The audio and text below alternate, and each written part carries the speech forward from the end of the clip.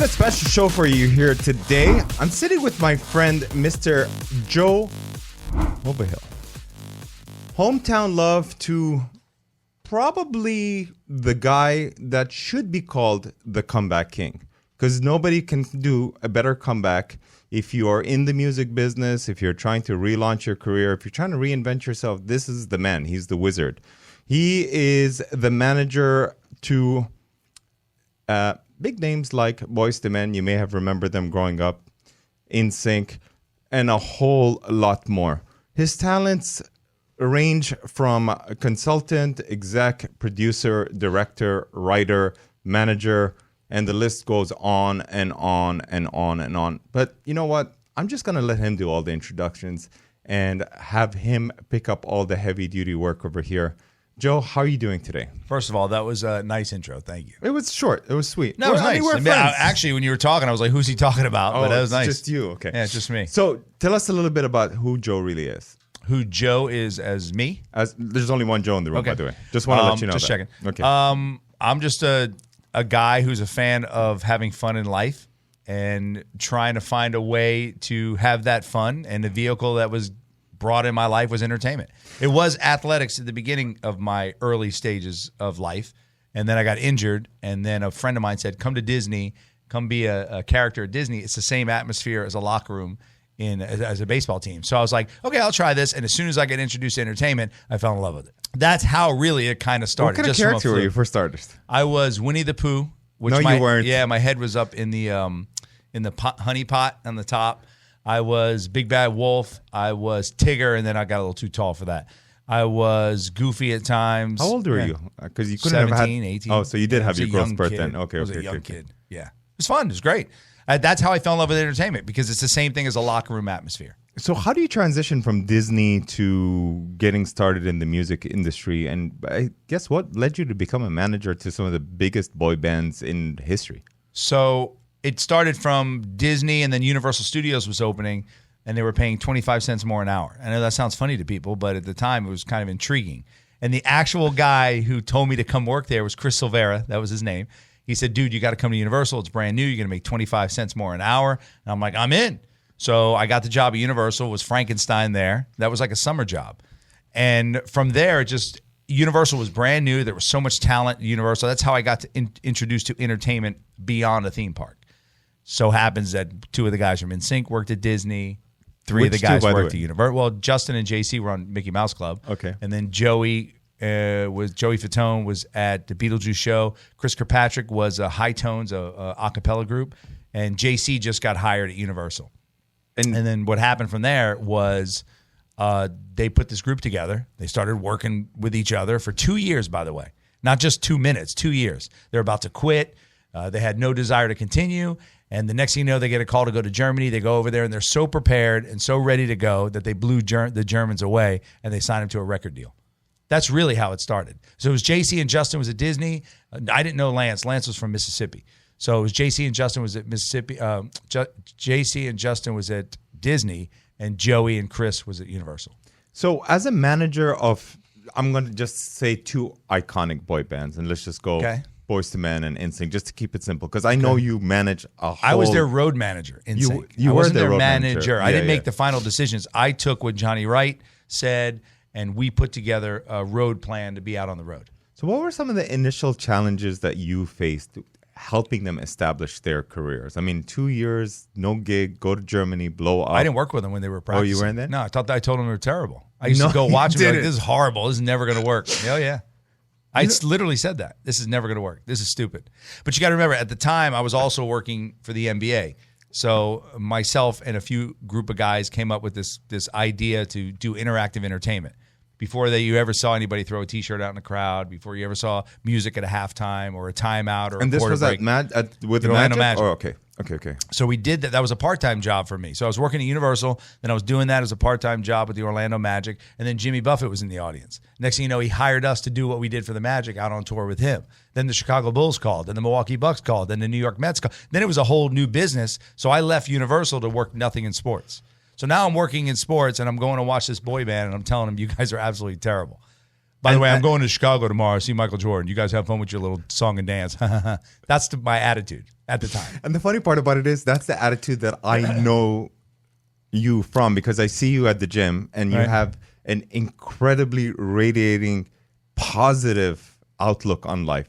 You always have a nice tidbit to share, positive piece of advice. I got to tell you, sometimes it's a little too early in the morning to get all of that energy from you, but I love seeing you because you definitely brighten up my day. And you have your workout partner that's sitting right here as well too, Christina. I think everybody's favorite sidekick. And it's always nice to kind of get a little bit of that balanced energy to kickstart the day as well too. You know, it's funny. You surround yourself people who have the work ethic that you do and the mindset and want to see something succeed. That's what you need. And luckily, I've been around that. I got a partner in LA who's phenomenal on business. I got a guy here locally who's phenomenal on business. Like, you surround yourself with good people. You learn. Listen, you don't always make the right decision, but as long as you keep trying, it works out. You know, what I'd like to talk about on the show today is, for a lot of the people that are listening, yes, it gives you a great opportunity to come on, talk about your story. I love the opportunity that I'm getting to hang out with you outside of the gym, outside of the restaurants that we hang out at, have a drink or whatever the case may be, and just get to know you a little bit better. I think what's interesting here is you get to understand different perspectives when it comes to entrepreneurship, business, success, and I think that's the basis of our show. You know, we talk about real estate all the time here because I believe that real estate, at least in my world, is the cheat code to creating a lot of wealth, generational wealth for a lot of people. I love that you were able to stumble over a lot of great opportunities by just being at the right place at the right time, maybe being prepared. I think there's a lot of common elements here or themes that I'm understanding when it comes to establishing success. What were some of the key strategies that you employed that has ensured a lot of this long-term success for a lot of these acts that you've been working with and in a lot of the businesses that you have? So the first thing I do with anybody, so let's say if you were interested in me working with you. So I want to like either become a singing sensation or start my own. Let's say you've already had a career. No, let's say you already had a career. Let's say you want or you're interested in me working with you. Okay. Let's just say for argument's sake, right? That's how it starts. So a band calls and says, "Hey man, we see what you did with Boyz II Men, or we see what you did with the Jacksons, or In Vogue, or Salt and Pepper, or, Joey Fatone." By the way, I love all of those guys growing up. Like, I mean, you're just speaking to like my teenage years. Well, it's mine too. I mean, I'm 52, so that's right in my wheelhouse as well. So I'm a fan first. Okay. So anyway, you call me up and you say you want me to work. You want to work together. My first question to you is, what do you want to do? Like, tell me what you want to do. Don't ask me what I think you should do. You got to tell me what you want to do. Oh, God knows if they ask your opinion, you're probably going to tell them they suck like you did to NSYNC, right? Well, no, I probably wouldn't do that. I'm a little older, a little more polished now than say that. And by the way, I'm proud that I said that, because that was an 18-year-old or 19-year-old, 20-year-old punk kid that went and saw a boy band jumping around. So I'm not like, I say that very proudly. Like, you're not always right. So I was completely wrong, obviously, in that scenario. But you asked to work with me, or I asked to work with you, whatever it is, I got to find out if I can help you. If I think I can help you with whatever I do, then we can go to the next stage. If not, then I will recommend somebody who I think can help you more than I can. My example that I give or I say was, there a rapper that came to me, and what he wanted to do felt like he wanted to go to the moon. And I don't know anything about space. I don't know anything about the moon. So I said, you might want to go talk to Richard Branson, not me, because I can't help you. And just because there's a money grab, you can make a few dollars off it, it just doesn't make a lot of sense that I'm going to take the time and energy to put in that, knowing that I can't get you where you want to go. Because that's really all my job is. Don't get it twisted. Like, you talk about, oh, he's this and he's smart. I'm not. I'm just a fan. And you try to do things to propel somebody's career. Like, I have a situation now with somebody that I recommended them to do something. I said, hey, I think we should do this. And they were like, well, I don't see really where the upside is. And I was blatantly honest. I said, I don't know if there's an upside. But what I do know is if you sit in your house, nobody's just going to knock on the door and say, come out, here's a gig. So you got to get out there, and where your next opportunity, and this is for anybody listening, even yourself, your next opportunity is going to come where you're not looking. Just remember that. Because everybody goes, oh, I've been working on this, I've been working on this, I've been working on this. If you go back and look at anything that ever happened in your life that has some value to it, it happened when you weren't looking. It happened when, like, oh my God, I went out and I met this person. I can't believe it. What a coincidence.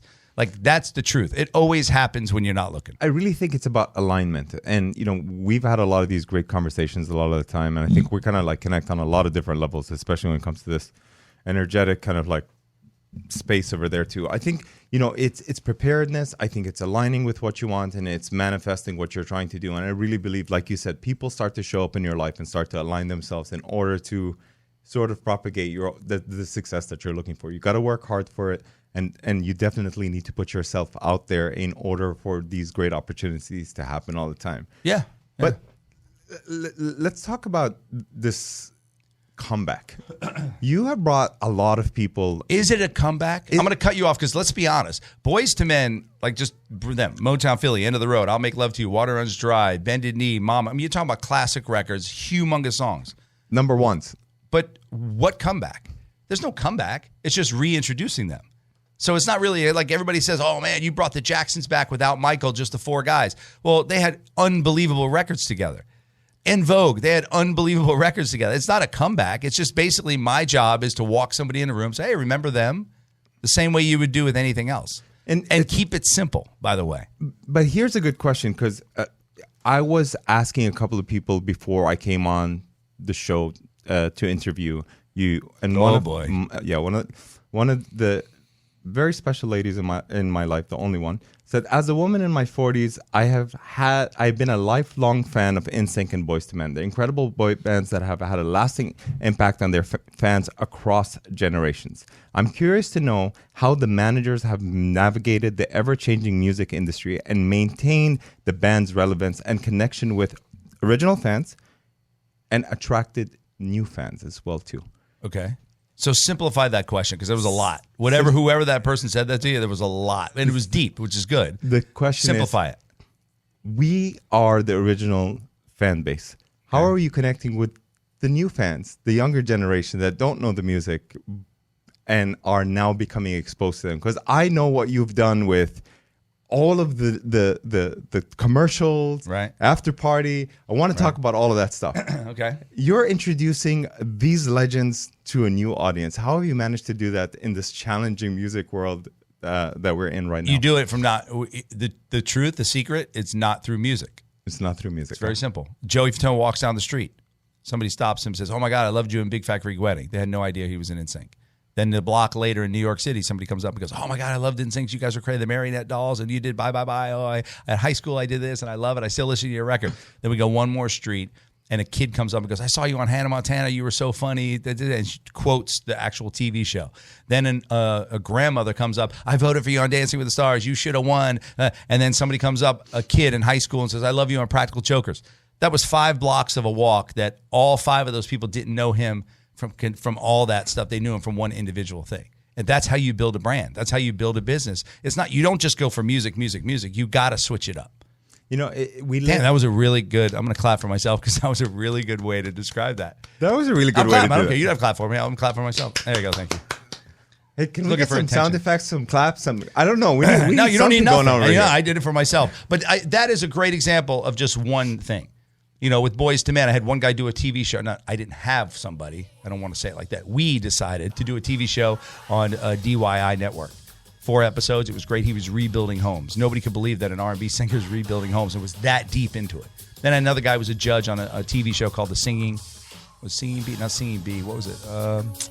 Sing Off. It was a Sing Off. Sean. 3 episodes or 3 seasons of that. Then Joey did something on a TV show in Australia. Then Wanye did Dancing with the Stars from Boyz II Men. Then I got En Vogue to do an event at the Capitol. Then I had you try to find different positions outside of just being a singer.